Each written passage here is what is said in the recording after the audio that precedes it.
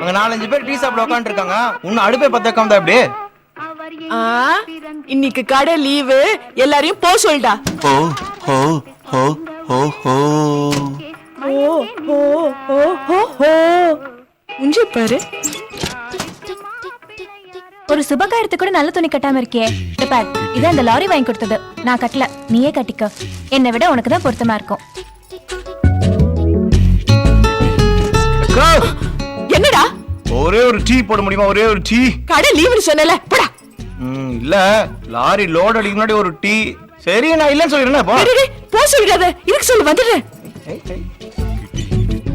உங்களை கொஞ்ச நேரம் வெயிட் பண்ண சொன்னாங்க. அக்கா வந்து டீ போட்டு தராங்களாம்.